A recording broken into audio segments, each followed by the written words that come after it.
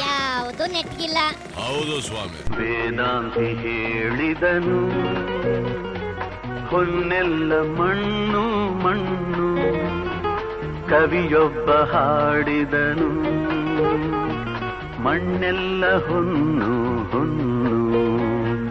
ವೇದಾಂತಿ ಹೇಳಿದನು, ಹೊನ್ನೆಲ್ಲ ಮಣ್ಣು ಮಣ್ಣು, ಕವಿಯೊಬ್ಬ ಹಾಡಿದನು, ಮಣ್ಣೆಲ್ಲ ಹೊನ್ನು ಹೊನ್ನು. ಏನ್ಲಾ ಟೆನ್ನಿಸು, ವೇದಾಂತಿ ಗೀದಾಂತಿ ಅಂತ ಏನೇನೋ ತೋರಿಸ್ತಾ ಇದೀಯಾ?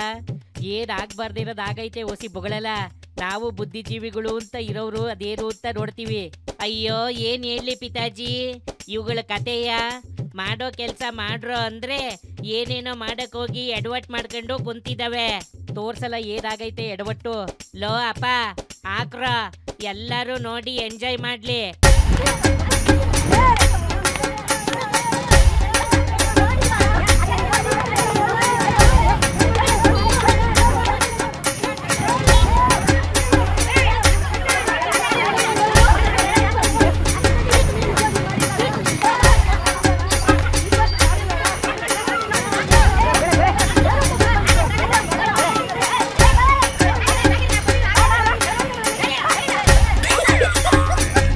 ಏನ್ಲ ಇದು, ನಡು ರೋಡಲ್ಲಿ ಜೋಡಿ ಎತ್ತುಗಳಿಗೆ ಹಳ್ಳಿ ಕಡೆ ಹೊಲಕ್ ಹೊಡ್ಕೊಂಡು ಹೋದಾಗೆ ಹೋಗ್ತಾ ಇದಾರೆ.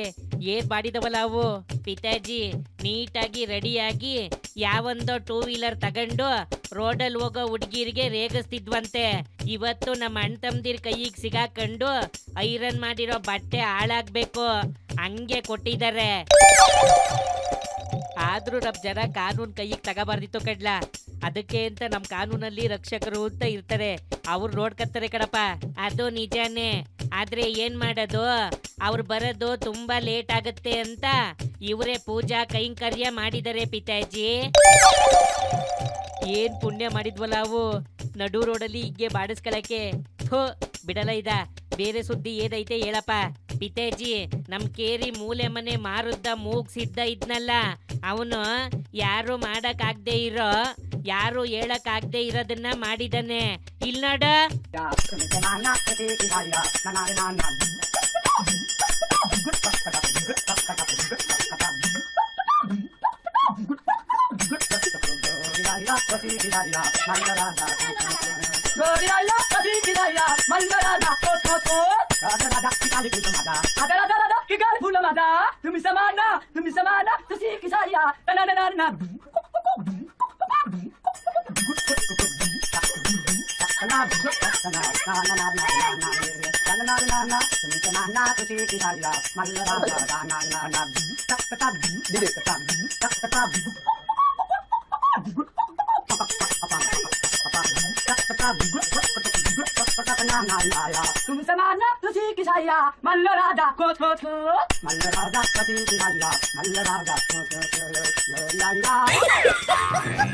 ಪಿತಾಜಿ ಹೆಂಗಿತ್ತ?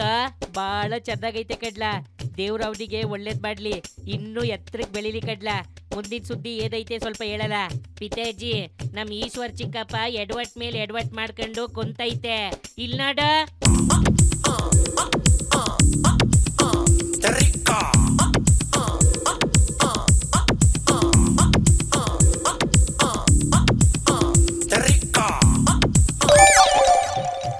ಪಿತಾಜಿ ನೋಡ್ದ ಎಡವಟ್ಟ? ಅಯ್ಯೋ ದೇವ್ರೇ, ಪುಣ್ಯಾತುಮ್ರಿಗೆ ನಮನ ಸಲ್ಲಿಸ್ಬೇಕಾದ್ರೆ ಒಸಿ ಹುಷಾರಾಗಿರ್ಬೇಕು ಕಡ್ಲ. ನಾಳೆ ನಾನು ನೀನೋ ಹೊಗೆ ಹಾಕಿಸ್ಕೊಂಡ್ಬಿಟ್ರೆ, ಅವಾಗ್ಲೂ ನಮ್ ಫೋಟೋ ಮುಂದೆ ಹಿಂಗೆ ಬಂದ್ಬಿಟ್ರೆ ನಮ್ ಫಾಲೋವರ್ಸು ಸುಮ್ನೆ ಬಿಡ್ತಾರೇನ್ಲ. ನಿಮ್ ಚಿಕ್ಕಪ್ಪನಿಗೆ ಲೇ ನಡಿಲ, ಅಲ್ಲಿ ಯಾರೋ 5-6 ಜನ ಈ ಕಡೆಗೆ ಬರ್ತಾ ಇದ್ದಾರೆ, ಯಾಕೋ ಭಯ ಆಯ್ತದೆ. ಸೀದಾ ಮನೆಗೆ ಹೋಗದ. ಎತ್ತಲ್ಲ ನಿನ್ ಗಾಡಿನ.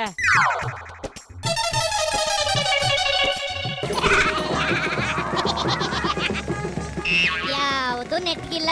ಹೌದು ಸ್ವಾಮಿ.